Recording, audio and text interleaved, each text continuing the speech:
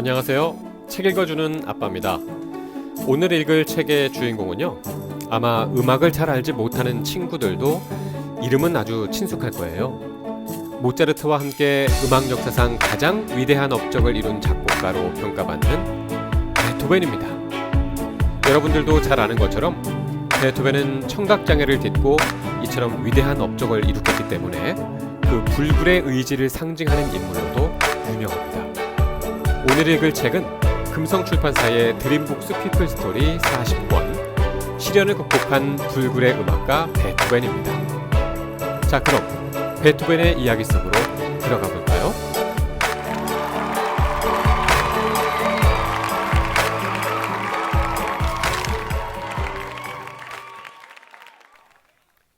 제1장 지긋지긋한 피아노 연습. 자, 다시 한번 더 쳐봐라. 이번에도 틀리면 혼날 줄 알아? 아버지가 피아노 옆에 서서 아이에게 무서운 얼굴로 명령했다. 아이는 다시 피아노 건반을 눌렀지만 또 같은 데서 틀리고 말았다. 아버지는 아직 어린아이에게 불같이 화를 냈다. 또 틀렸다. 한 번 더 쳐봐. 싫어요. 난 피아노 같은 건 치기 싫어요. 뭐? 피아노가 싫다고? 그래요.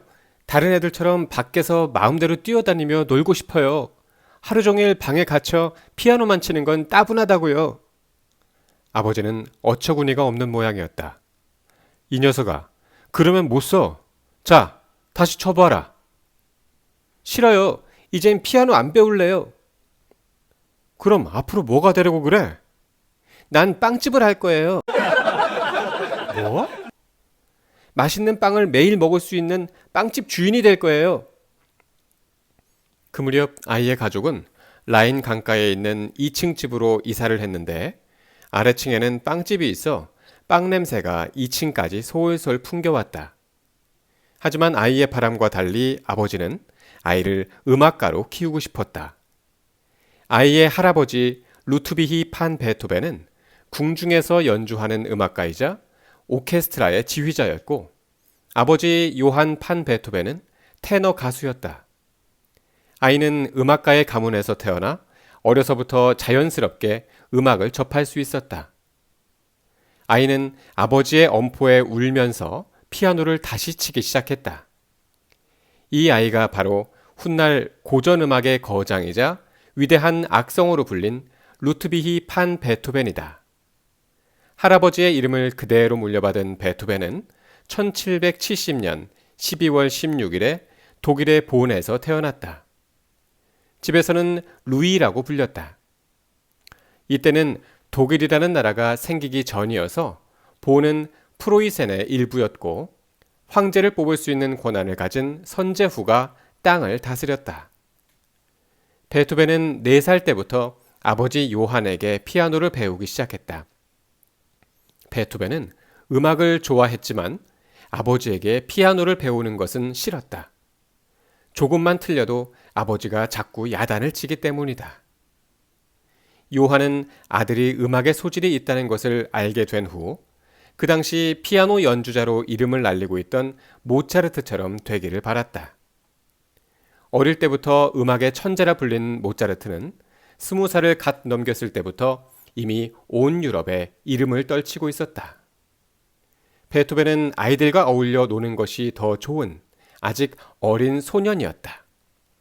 오늘도 베토벤은 벌써 2시간째 혼자 피아노를 치고 있었다. 동네 아이들이 2층을 올려다보며 베토벤을 불렀다. 루이, 내려와서 같이 놀자. 베토벤은 풀이 죽은 얼굴로 고개를 저었다. 안 돼. 여느 때 같으면 뛰어내려가 놀았을 텐데 오늘은 아버지가 내주신 피아노 숙제를 다 하지 못했다. 그것은 아주 어려운 곡이어서 여러 번 쳐보아도 마음대로 되지 않았다. 베토벤은 숙제를 끝내지 못했을 때 무섭게 변하는 아버지의 얼굴을 떠올렸다. 아버지는 술을 무척 좋아해서 고주망태가 되어 가정을 돌보지 않는 날이 많았다. 베토벤은 자기라도 어머니에게 기쁨을 드려야겠다고 생각했다. 아버지와 달리 어머니는 베토벤의 편이 되어 주었다. 루이야, 아버지가 엄하게 대하시는 것도 너에게 거는 기대가 커서 그런 거야. 할아버지도 그렇고 아버지도 훌륭한 음악가시잖니? 너도 베토벤 가문에서 태어났으니 음악 공부를 하는 게 옳단다. 다정한 어머니의 말을 듣고 베토벤은 차차 마음을 다잡고 있었다. 그러던 어느 날이었다. 베토벤은 그날 역시 피아노 연습에 한창이었다. 여러 번 반복해서 연습하니 이번에는 잘 친 것 같았다. 그때 방문이 살그머니 열리더니 한 남자가 얼굴을 빼꼼히 내밀었다. 그는 가끔씩 집에 놀러오는 궁정악단의 악장 마티올리라는 사람이었다. 베토벤은 사람이 들어온 줄도 모르고 열심히 피아노 곡을 연주했다. 그렇지, 잘한다, 잘해. 갑자기 들리는 커다란 목소리에 베토벤은 깜짝 놀라 뒤돌아보았다. 마티올리가 가까이 다가오더니 베토벤의 머리를 쓰다듬어 주었다. 마티올리는 뒤따라 올라온 요한에게 놀라며 말하였다. 여보게, 요한. 자네는 훌륭한 아들을 두었군 그래. 이 아이는 천재야. 음악의 천재. 이런 애를 데리고 있으면서 왜 여태껏 잠자코 있었지? 천재긴요. 음악에 조금 소질이 있을 뿐인걸요. 뭐? 조금이라고? 그게 무슨 소린가? 이 아이는 아주 훌륭한 음악가일세. 제2의 모차르트가 될 거야. 제2의 모차르트라고요? 요한은 깜짝 놀랐다. 그렇다네. 아직은 서툴지만 몸 전체로 피아노를 치고 있어. 몸에서 음악이 샘솟고 있어. 장차 모차르트 같은 위대한 음악가가 될 걸세. 요한은 아들이 모차르트처럼 되기를 꿈꾸었지만 막상 그처럼 뛰어나다는 말에 그만 어리벙벙해졌다. 그래, 피아노는 누가 가르쳤나? 제가 가르쳤습니다. 뭐? 자네가? 자네는 가수가 아닌가? 저도 피아노를 배운 적이 있습니다. 마티올리는 더욱 놀라웠다. 이런 엉터리 친구한테 배웠는데도 이렇게 잘 치다니 정말 대단한 아이군. 마티올리는 잠시 생각에 잠겼다가 다시 말했다. 훌륭한 선생에게 맡기면 더 좋을 텐데. 그건 그렇고 요한, 루이가 언제 한번 쾰른에서 열리는 궁정음악회에 나와주면 좋겠는데 어떤가? 그게 정말입니까? 선제우께서도 틀림없이 매우 기뻐하실 걸세. 2달쯤 후에 음악회가 열 예정이니 그때 데리고 나오도록 하게나. 2달이면 연습도 꽤 할 수 있겠지? 악장님, 정말 고맙습니다. 이 녀석아, 너도 어서 악장님께 인사드려라. 요한은 베토벤이 선제호 앞에서 연주를 한다니 좋아서 어쩔 줄을 몰랐다. 그러나 베토벤은 걱정이 앞섰다. 이제는 친구들과 라인 강가에서 놀 수도 없고 빵집들에서 그네를 탈 수도 없게 되었다. 그날부터 베토벤은 아침부터 밤까지 줄곧 피아노를 쳐야 했다. 요한은 아들의 첫 연주회를 앞두고 베토벤을 더욱더 채근하였다. 마침내 궁정음악회 날이 다가왔다. 이제 8살의 어린 베토벤은 머리를 곱게 빗고 어머니가 벨벳으로 만들어준 옷을 차려입었다. 이때 요한은 아들의 나이를 속여서 6살이라고 홍보하였다. 요한은 연신 싱글벙글하고 있었지만 베토벤은 그저 졸립기만 할 뿐 도무지 기쁘지 않았다. 지난 며칠 동안 밤이나 낮이나 피아노를 치느라고 제때 잠을 자지 못했기 때문이다. 베토벤이 탄 마차가 궁정에 도착하고 곧이어 음악회가 시작되었다. 드디어 베토벤의 차례가 되었다. 베토벤은 그동안 연습한 대로 피아노를 쳤다. 베토벤이 연주를 끝마치고 손을 무릎 위에 올려놓자 넓은 홀에 떠나갈 듯한 박수 소리가 울려 퍼졌다.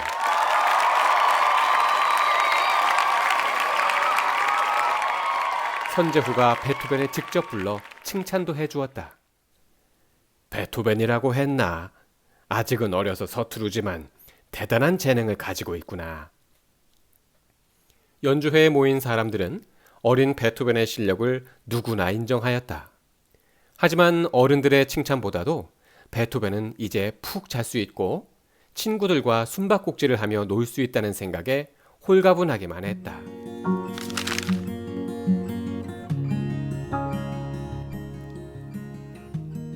제2장 작곡을 시작하다. 요한은 음악회의 성공을 매우 자랑스러워하였다. 그리고 자기 아들도 모차르트처럼 전 유럽의 여러 도시에서 연주회를 열어 큰 돈을 벌 수 있으리란 기대에 부풀었다. 베토벤은 기대와 달리 음악회가 끝났어도 틈만 나면 피아노를 연습해야 했다. 학교에 갓 들어간 아이로서는 견디기 힘든 과정이었다. 베토벤은 이제 피아노가 싫고 지겨워졌다. 조급해진 요한은 사소한 일에도 화를 내었고 베토벤은 그런 아버지와 피아노를 싫어하게 되었다. 베토벤의 아버지와 어머니는 이 문제에 대해 오랫동안 의논을 하였다. 궁정음악회에 나간 후부터 베토벤의 피아노 실력이 눈에 띄게 향상되어 이제는 요한이 베토벤을 가르친다는 것이 무리이기도 했다. 그리하여 베토벤은 새로운 선생님 밑에서 배우게 되었다. 새 선생님의 이름은 파이퍼였다.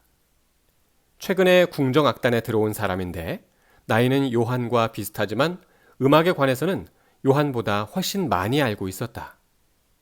파이퍼는 마침 하숙집을 구하는 중이라 베토벤의 집에 함께 살면서 베토벤에게 피아노를 가르쳐 주기로 하였다.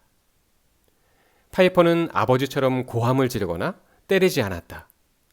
베토벤이 연습에 지칠 때면 재미있는 이야기나 놀이를 하여 베토벤을 웃겨주었다. 오늘도 오보에를 불어주마.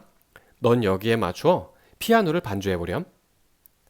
오보에는 커다란 피리 같은 목관악기인데 파이퍼는 그것을 잘 불었다. 또 어떤 때는 신나는 피아노 곡을 치고 나서 베토벤에게 물었다. 이게 무엇을 표현한 건지 알니? 글쎄요. 잘 들어봐. 이건 고양이가 피아노 건반 위에서 춤추는 거란다. 그런가 하면 일부러 엉터리로 피아노를 쿵쾅쿵쾅 치고 나서 물었다. 이건 어때? 모르겠어요. 네 친구 중에 음치가 있지? 노래를 엉터리로 부르는 애 말이야. 네, 있어요. 그런 애가 피아노를 치면 이렇게 된단다. 앞으로 너의 느낌을 악보에 옮겨보렴. 베토벤은 파이퍼와의 수업이 아주 즐거웠다. 파이퍼가 온 뒤부터 2층 방에서는 웃음소리가 자주 들렸다. 베토벤은 다시 피아노가 좋아졌다. 베토벤이 웃는 것을 보고 가장 기뻐한 사람은 어머니였다. 고맙습니다, 파이퍼 선생님. 덕분에 루이가 다시 웃게 되었어요. 웃는다는 건 중요한 일입니다. 사람은 웃음을 잃어서는 안 됩니다. 특히 어린이들은. 그러나 파이퍼의 교습은 규칙적으로 이루어지지 않아 베토벤은 체계적인 음악 교육을 받을 수 없었다. 게다가 파이퍼는 얼마 후 본을 떠났다. 술을 마시고 술김에 높은 사람과 싸운 것이다.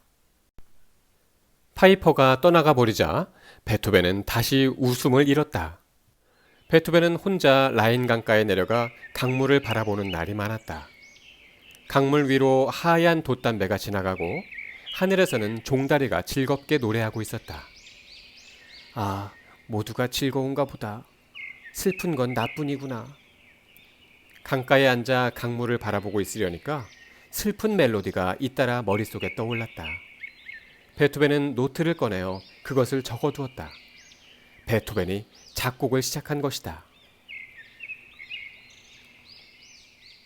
베토벤은 이제 10살이 되었다. 파이퍼 다음으로 베토벤을 가르쳐준 선생님은 네페라고 하는 사람이었다. 그는 궁정악단에서 첫째로 손꼽히는 오르간 연주자인데 작곡도 많이 하는 유명한 음악가였다. 베토벤은 네페에게 피아노뿐만 아니라 오르간과 작곡도 배웠다.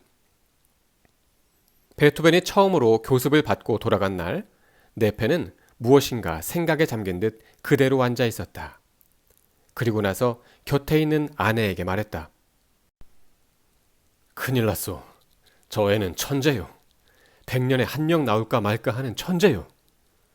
저 애가 천재인데 왜 큰일이 났다는 거예요? 생각해보구려. 아무도 저 아이가 천재라는 걸 모르고 있어. 이대로 두면 보기 드문 천재가 빛을 보지 못할 거란 말인데 큰일이 아니고 뭐요? 당신이 돌보게 되었으니 다행 아니에요? 아무쪼록 중요한 일을 맡았으니 주님께 감사드려요. 그건 그렇지만 이거 정말 큰일이요. 네페는 베토벤이 자신의 재능을 마음껏 펼칠 수 있도록 열심히 가르쳤다. 어느 날 베토벤은 자기가 작곡한 짤막한 행진곡 악보를 가지고 왔다. 어린 작곡가의 작품치고 제법 산뜻한 곡이었다. 그러나 네페는 그 곡의 연주를 듣고는 얼굴을 찡그렸다. 그것은 귀가 따가울 만큼 격렬한 곡이었다. 루이, 너는 이걸 아름답다고 생각하니? 제가 느낀 느낌을 그대로 나타낸 거예요. 하지만 이 음악은 추하다.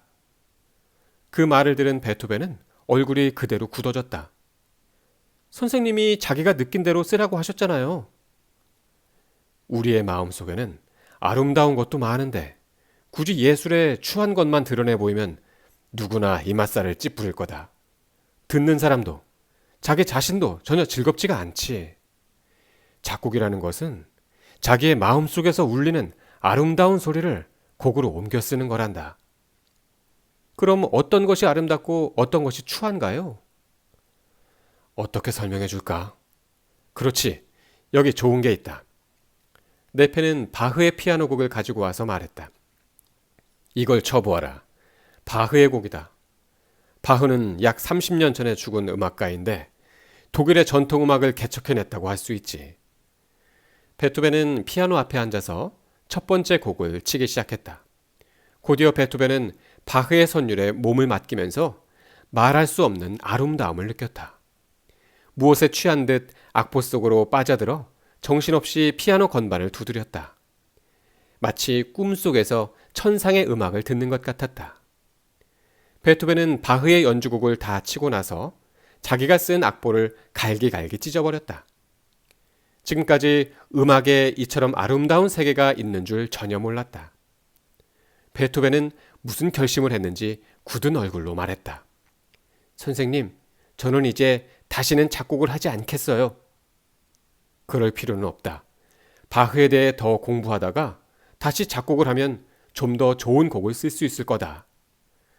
베토벤은 바흐에 홀린 듯 다음 곡을 치기 시작했다.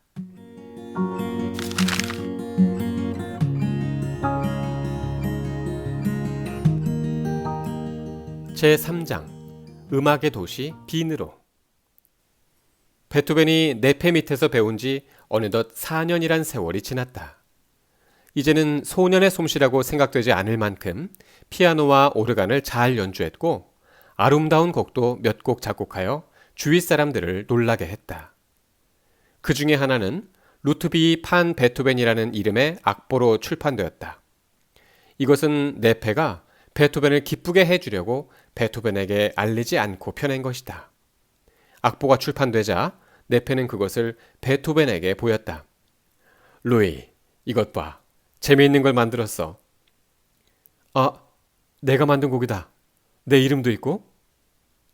네가 열심히 공부해서 나를 기쁘게 해주었기 때문에 감사의 뜻으로 낸 거란다. 고맙습니다, 선생님. 베토벤은 자신의 곡이 악보로 출판되자 매우 기뻐하며 감사하였다. 그러고 나서 며칠 후 네페가 갑자기 베토벤에게 부탁할 일이 있다고 말했다. 내가 얼마 동안 뮌헨에 갔다 올 일이 있단다. 너도 알고 있겠지만 나는 매주 궁정에 있는 교회에서 오르간을 치잖니? 그래서 내가 없는 동안 네가 나 대신에 오르간 연주를 맡아주었으면 좋겠구나. 선생님, 제가 그런 어려운 일을 할 수 있을까요? 그럼 할 수 있고 말고 나를 대신할 사람은 너밖에 없단다. 일단 오르간 연주의 임무가 주어지자 베토벤은 무척 열심이었다. 매일 아침 날이 밝기도 전에 일어나 아무도 없는 궁정교회로 달려갔다. 그리고 그날의 칠 곡을 몇 번이고 계속 연습했다. 베토벤은 얼마 지나지 않아 자기를 지도해준 네페에 못지않을 만큼 오르간을 잘 칠 수 있게 되었다. 본의 선제후는 교회의 오르간 연주자가 14살밖에 안 된 소년이라는 것을 알고 매우 놀라워했다. 그러면서 베토벤을 제2의 오르가니스트로 임명하라고 지시하였다. 선제후의 명령으로 궁정 오르간을 연주하면서 베토벤은 그때부터 돈을 받게 되었다. 또한 선제후는 곁에 있는 발트슈타인 백작에게 앞으로 베토벤을 돌봐주라고 일렀다. 그리하여 베토벤은 그 뒤로 발트슈타인의 후원을 받게 되었다. 궁정에서 제2의 오르가니스트로 임명한다라고 적힌 임명장을 받고 베토벤은 기뻐서 불이 나게 집으로 달려갔다.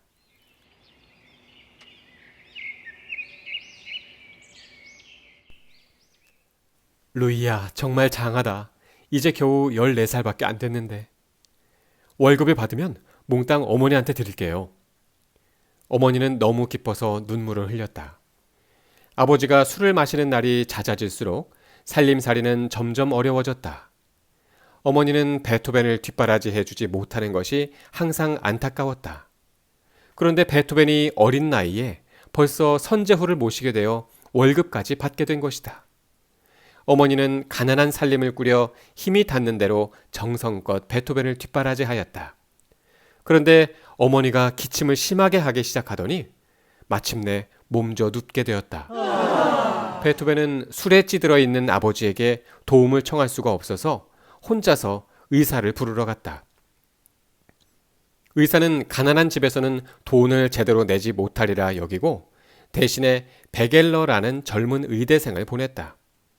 이때부터 베겔러는 베토벤의 의사 친구로서 일생 동안 편지를 주고받으며 서로 의지하고 지내게 된다. 베겔러는 베토벤의 어머니가 걸린 병이 결핵이라는 것을 알았다. 결핵에 걸리면 영양가 있는 음식을 많이 먹고 휴식을 취해야 했다. 그러나 아버지가 알코올 의존증에 걸려 대신 가정을 이끌어가야 하는 어머니로서는 그럴 수가 없었다. 베토벤의 집안 사정을 알게 된 베겔러는 귀족이며 부자인 브로이닝 댁에 베토벤의 딱한 사정을 말하였다. 브로이닝 부인은 남편이 죽은 후 혼자서 4명의 아이들을 데리고 커다란 저택에서 살고 있었다. 브로이닝 부인은 베겔러가 베토벤의 이야기를 꺼내자 오히려 되물었다. 어머, 베겔러 씨, 당신은 루트비히 판 베토벤을 여태 몰랐어요? 네? 그게 무슨 말씀이시죠? 음악에 관심이 없는 사람은 모르겠군요. 어른 못지않게 오르간을 잘 치는 천재 소년이라고 이 근방에서는 소문이 자자하답니다. 아, 그렇다면 더욱 도와주실 수 있는 거죠? 그럼요. 영양가 있는 음식을 매일 보내겠어요. 그리고 병원비도 필요할 테니 베토벤에게 우리 아이들의 피아노 교습을 부탁하면 어떨까요? 이렇게 하여 베토벤은 브로이닝 댁의 피아노 가정교사가 되었다. 이제 베토벤은 병든 어머니와 술만 마시는 아버지, 그리고 어린 2 동생들을 보살피는 집안의 가장이 된 것이다. 또한 교회에서 오르간을 연주하고 브로이닝 댁에서 피아노를 가르치며 틈틈이 음악 공부도 해야 했다. 베토벤이 힘든 나날을 보내던 중 선제후의 도움으로 오스트리아의 수도 빈에 공부하러 갈 수 있는 기회가 생겼다. 빈에 가면 어려서부터 귀가 따갑게 듣던 모차르트도 만날 수 있었다. 1787년 봄, 17살이 된 베토벤은 빈으로 향했다. 병든 어머니를 두고 떠나는 것이 마음에 걸렸으나 모차르트의 가르침을 받는 기쁨과는 바꿀 수 없었다. 본에서 빈까지는 마차로 열흘이나 걸렸다. 빈은 베토벤이 나고 자란 본보다 훨씬 크고 화려한 도시였다. 음악을 비롯한 모든 예술이 최고의 수준이었고 훌륭한 오페라단과 오케스트라가 있어서 음악가들이 선망하는 곳이었다. 빈에 도착하자마자 베토벤은 곧바로 모차르트가 사는 곳을 찾아갔다. 가까스로 찾은 모차르트의 집은 생각한 것보다 그리 좋지 않았다. 모차르트도 머릿속에서 생각한 것 같이 멋지고 근엄해 보이는 사람이 아니었다. 키가 작고 옷차림이 수수한 평범한 모습이었다. 그러나 눈빛만은 예사롭지 않았다. 베토벤을 처음 본 모차르트는 베토벤에게 무슨 곡이든 연주해보라고 했다. 그러자 베토벤은 가장 좋아하는 바흐의 곡을 쳤다. 너무 긴장한 탓인지 손가락이 잘 움직여지지 않아 베토벤의 생각에도 성에 차지 않은 연주였다. 모차르트가 시큰둥한 반응을 보이자 베토벤은 그 다음으로 즉흥곡을 하나 더 치겠다고 말하였다. 즉흥곡이란 주제를 받고 그것을 바탕으로 즉석에서 작곡하며 연주하는 곡을 말한다. 모차르트는 베토벤의 즉흥곡을 듣다가 차츰 진지한 표정을 짓기 시작하였다. 그리고 연주가 끝나자 베토벤의 어깨를 두드리며 말했다.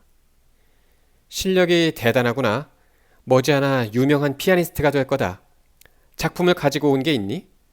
사중주 곡을 가지고 왔습니다. 그럼 그걸 두고 가라. 나중에 보마. 존경하는 모차르트에게 그런 말을 듣자 베토벤은 기뻐서 머리가 벙벙해졌다. 그러나 베토벤은 모차르트한테 얼마 배우지도 못했다. 모차르트는 마침 돈 조바니라는 오페라를 작곡하는 중이어서 찾아가도 만나지 못하기 일쑤였다. 돈 조바니는 모차르트의 오페라 가운데 피가로의 결혼, 마술피리 등과 더불어 불멸의 걸작으로 일컬어지는 곡이었다. 둘의 만남은 확실한 근거가 없이 일화로 전해오지만 당대 최고의 두 음악가의 만남이 지속되었다면 음악사는 분명 지금과 달라졌을 것이다.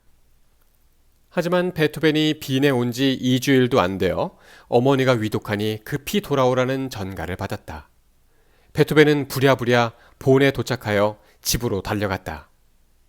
어머니의 얼굴을 본 순간 베토벤은 가슴이 철렁했다. 한눈에도 몰라보게 야윈 어머니의 모습이 눈에 들어왔다. 얼굴은 누렇게 뜨고 몸은 야위어 뼈만 남은 듯 코만 오뚝했다. 베토벤은 침대 곁으로 조용히 다가가 무릎을 꿇고 어머니의 손을 잡았다.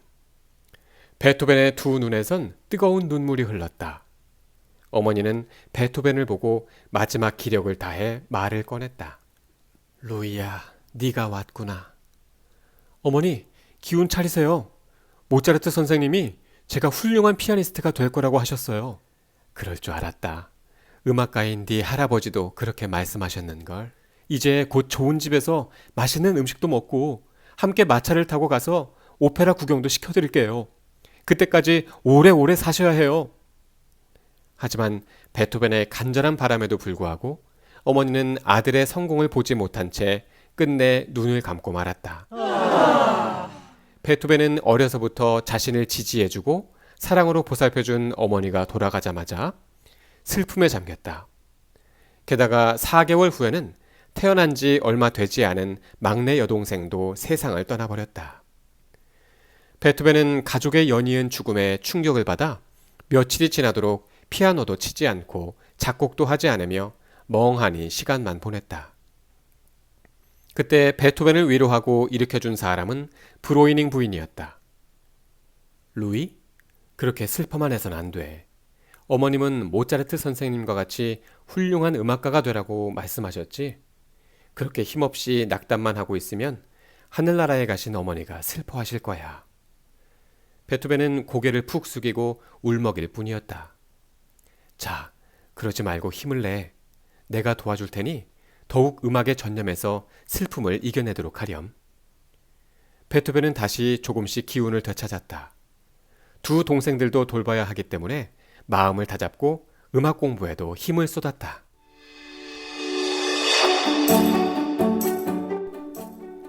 지금까지 금성출판사의 드림북스 피플스토리 40권 시련을 극복한 불굴의 음악가 베토벤 1, 2, 3장을 들려드렸습니다. 베토벤은 젊은 나이에 사랑하는 어머니도 잃고 정말 가엾게 됐네요. 다음 회에서는요, 역시 고전 음악의 대가죠, 하이든이 등장합니다. 그리고 베토벤의 귀가 점점 들리지 않게 되는데요. 음악가한테는 정말 사형선고나 다름없는 이런 시련을 어떻게 극복해낼까요? 구독과 좋아요 잊지 마시고요. 여러분, 다음 시간도 기대해주세요.